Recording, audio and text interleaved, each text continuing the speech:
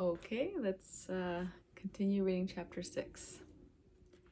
If you can remember part 1 was just her talking about um, going into the going into her house and seeing all the men and the women would gather. Also at school, she talked about her school and how let's see, how she loved going to school and she was very competitive, right? Okay. And one more thing, there was there was a group of people who did not like them going to school. All right, chapter 6, Radio Mala. I was at the home of one of my relatives in Mingora one evening when I heard a strange sobbing coming from the radio.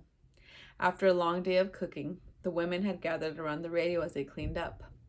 As usual, I was doing my best to get out of having to do the dishes, but I stopped at the sound of this odd weeping. At first, it sounded like just another imam giving advice about how to live a virtuous life. Quit smoking, he told the men, and pray daily. The women murmured in approval, my mother among them. Then he began to cry. Stop listening to music, he begged. Stop going to movies. Stop dancing. Stop, he begged, or God will send another earthquake to punish us all. Some of the women began to cry. Terrifying memories of the earthquake the previous year were fresh in their minds. Some of them had buried children and husbands and were still grieving. I knew what this Radio Mala was saying wasn't true. An earthquake is a geological event that can be explained by science, I wanted to tell them. But these women, many of whom had no education and who were brought up to follow the dictates of the religious leaders, were frightened. As the Mala wept, so did they. Even at school, all that my friends could talk about was the Radio Mala, although my father told us not to listen. Our old radio was broken, so I hadn't heard his latest broadcasts, but I heard them at a friend's and relatives' houses, and my friends at school repeated his nightly sermons almost word for word. All music was haram, he said, forbidden by Islam. Only his radio station was permitted. Men should grow their hair and beards long, not keep them short, in what he called the innovative fashion. And women, he said, should stay at home in purdah quarters at all times. They should go out only in emergencies and only wear burqa and only with a male relative. At first, my mother had enjoyed his sermons when she listened to them with our relatives, especially when he spoke about the need for daily prayer. People, especially women, romanticized him. People thought he was a good interpreter of the Holy Quran and admired his charisma. They liked his talk of bringing back Islamic law because everyone was frustrated with the slow, corrupt Pakistani justice system. His followers chanted poems that sounded beautiful but were in fact messages to motivate girls to stop going to school. My father disapproved of him from the beginning.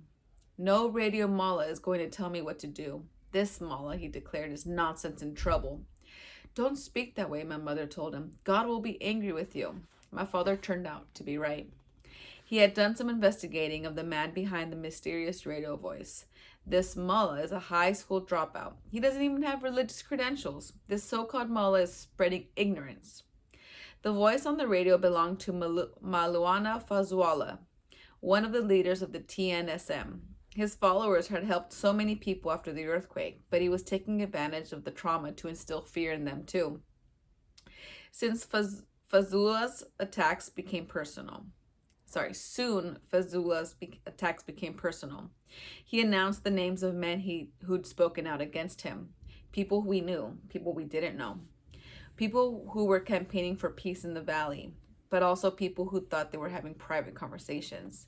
They were all suddenly, publicly called sinful. It was as if the Radio Mullah and his men could see through walls.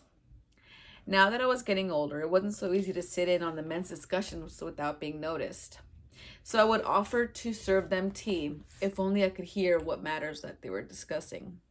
In those days, there were only two topics of conversation: the Radio Mullah and the fighting just across the border in Afghanistan. I was 4 years old when the 9/11 attacks took place, but I'd grown up hearing the name Osama bin Laden. In our country, everyone knows about 9/11 and Osama bin Laden. It was said that he'd planned those attacks far away in Afghanistan, and for the past several years, the United States and its allies had been fighting a war to find him and to defeat Al-Qaeda and the Taliban government in Afghanistan, which was protecting him. The Taliban. As soon as I would hear that word, my ears would perk up. I'd think back to the conversation I'd had with my father when we were in Shangla. The Taliban seemed like something far away then, something bad in a distant place. Many of my father's friends believed that despite how popular Fazullah was becoming and his association with the Taliban in Pakistan, they were still too far away to be a concern. But he warned them that there would come a day when the Taliban would reach our valley. They are already in the tribal belt, he said, and they are coming nearer. Then he quoted a proverb, coming events cast their shadows before. Fazlullah moved slowly at first, but in the 2 years that followed the earthquake, he cast a long shadow indeed. I was growing up, and for the first time it occurred to me that our world was changing before my eyes, and not for the better. When I went to bed each night, I had a talk with God. Please, God, tell me what I can do. I'm a small girl, but maybe you have a small job for me. I woke up one day with the plan. I would ignore all this Fazula gossip when I got to school. My friends and I should be talking about Bella and Edward or Fruity from the Indian TV show Sanpari. If those topics were off limits for the time being, then we could talk about cricket or annoying little brothers or 100 other things. But when I arrived to school, my friends were all huddled in the corner talking about the latest sermon. The night before, Fazlullah had announced that schools for girls were haram. This man had just declared our peaceful sanctuary forbidden by the Holy Quran. He was only a voice on the radio then. What we didn't know was that he would go much further in his campaign against girls' schools in the days ahead. Let's keep reading. Chapter 7. The Taliban in Swat. The radio mullah continued his campaign against anything he deemed un-Islamic and Western. People listened to his broadcasts regularly, many to hear him announce names and make sure theirs weren't on the list. Through his illegal radio broadcasts, he encouraged parents to refuse polio vaccinations for their children. He claimed that this medical aid was not meant to help. He said it was a ploy by Western countries to harm Muslim children. But he wasn't just interfering with healthcare and speaking out against girls' schools. He was also threatening barbers who offered so-called Western haircuts and in destroying music stores. He persuaded people to donate their jewelry and money, and he used the funds to make bombs and train militants. We had seen Fazlullah's followers, with their long hair and beards, dressed in black turbans and white shalwar kameez, in the small towns on the way to visit our family in the mountains. His men carried guns and walked menacingly through the streets. But even though we had not seen his men in Mingora proper, we felt his presence. It was as if he spoke from the heavens, casting a dark cloud of fear over our valley. The police tried to stop him, but his movement was only getting stronger. In May 2007, he signed a peace agreement with the government, saying that he would stop his campaign against polio vaccination and girls' education, as well as his attacks against government property, and the government would allow him to continue his broadcasts. In July, everything changed. Around the time of my 10th birthday, the Pakistani army led a siege of a women's madrasa in Islamabad, our nation's capital. A group of militants that had been taking an active stance against the government had now taken hostages and hidden inside the madrasa of La Masjid, or the Red Mosque. After the army's attack, which lasted for days and ended in many deaths, Fazullah made one of his strangest announcements. He declared war on the government and called for people to rise up in violence. The peace treaty he had signed became nothing more than a memory. But the government ignored him like an annoying fly. Simile. And it ignored us too, the people in Swat who were under his thumb. We were angry with their government and angry with the terrorists for trying to ruin the way of our life. But my father said our family should do its best to ignore them as well. We must live a full life, if only in our hearts, he said. And so, as usual, our family dinner conversations were about things of the mind. Einstein and Newton, the poets and the philosophers. And as usual, my brothers and I fought over the remote, over who got the best grades, over anything and everything. Somehow I could ignore the Taliban, but I could not ignore those two annoying characters. Fighting with your brothers, I told my father, is also part of a full life. Soon Fazullah joined forces with Tehrik-e-Taliban Pakistan, or the TTP, or the Pakistan Taliban, and announced that women were banned from public places. Can you imagine just someone just randomly saying, okay, no more women allowed? Who has the right to say that? The males in the family should enforce this order, he said, and kept tight control over their families or be punished themselves. Within 6 months, the streets became strangely absent of women because they were afraid to go out to do their shopping. The DVD shops that sold Bollywood films and children's movies pulled down their shutters and went out of business. Fazula claimed that watching movies and TV shows was a sin because it meant that women would look upon men and men would look upon women who were forbidden to them. Under the threat of his followers, people were terrified. Some took their TVs, DVDs, and CDs to the public square, where the Radio Mullah's men set them on fire. Stories spread that his men were patrolling the streets in pickup trucks, shouting his orders from megaphones. Then we heard that his followers were listening at people's doors. If they heard a TV, they bashed the door in and then smashed the TV to bits. After school, my brothers and I cowered in front of our beloved TV, the volume turned down to a whisper. We adored our shows and didn't understand how wrestlers with funny names and a little boy with the magic pencil were so bad. But every time there was a knock on the door, we jumped. When our father came home one night, I asked him, Abba, will we have to burn our TV as well? Eventually, we moved our TV to a closet. At least if strangers came to the door, they wouldn't see it. How had this happened? How did an unschooled fanatic turn himself into a kind of radio god? And why was no one prepared to defy him? Through it all, the Kushul school carried on as usual.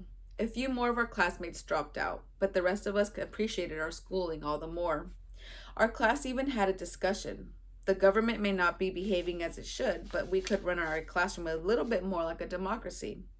We hit on an idea. Since the most studious girls always sat up front, we would switch seats every week. If you got to the front row one week, you'd find yourself in the back the next. It was a bit of a game, but it was our small way of saying that all girls and all people are equal. But beyond the walls of our school, Mingora had become like a prison. Banners that read, "Women Not Allowed," were strung up at the entrance of the market. All music and electronic shops were shut down. Fazula even outlawed an old-fashioned children's game called Carom, where we flicked discs across a wooden board.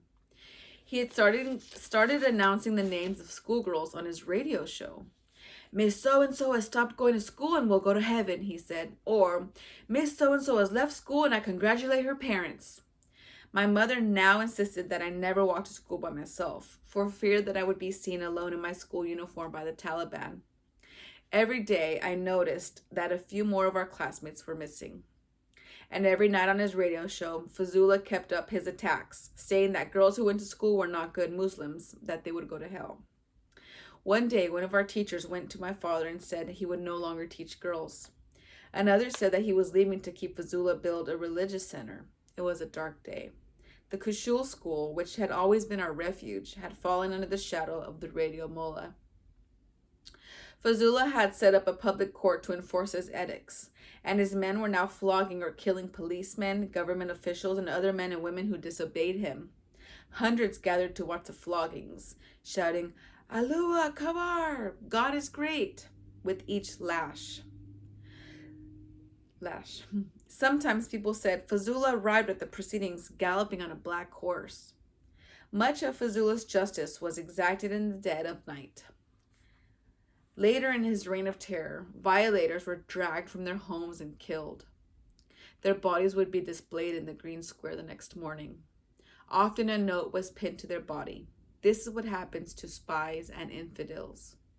Or, "Do not touch this body until 11 a.m. or you will be next." Before long, people had a new name for a green square. They started calling it Bloody Square. I shuddered to hear these stories. What was becoming of my city? What would become of us? "God," I said when I went to bed, "I know you are busy with many, many things around the world, but do you see what's happening here in Swat?"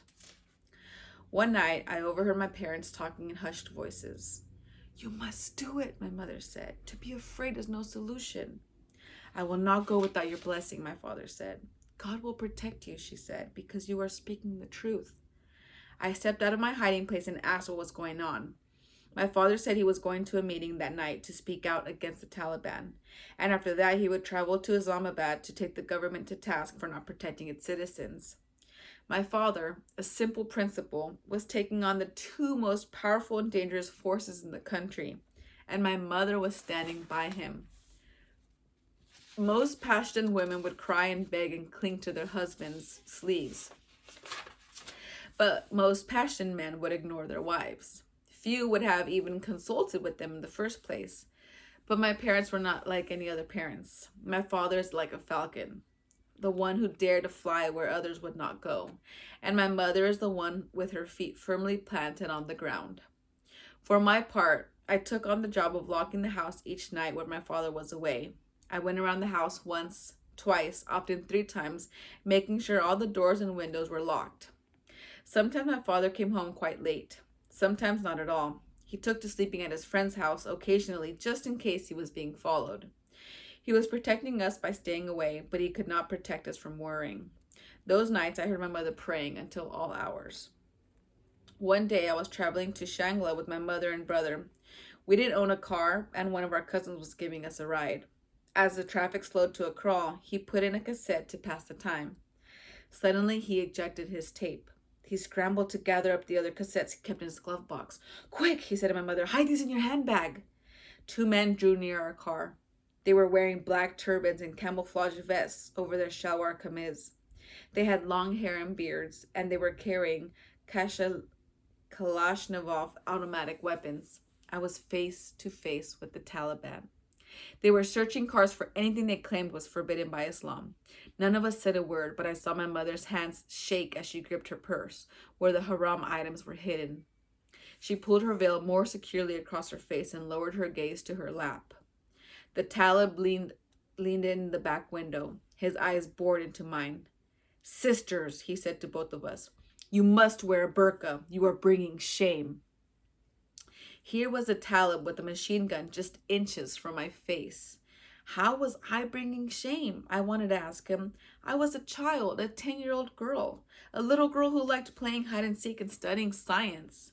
I was angry, but I knew it would do no good to try to reason with him. I knew I should have been afraid, but I only felt frustration. When we returned home from that visit to Shangla, we found a letter from my father taped to the school gate. "Sir, the school you are running is Western and infidel," it said. "You teach girls and you have a uniform that is un-Islamic. Stop this or you will be in trouble and your children will weep and cry for you." It was signed Fedayeen of Islam, devotees of Islam. The Taliban had threatened my father. Now I was afraid. That's the end of chapter 8. A lot is going on, right? With the Taliban getting more and more prominent in Malala's city and in the country. So now she's scared.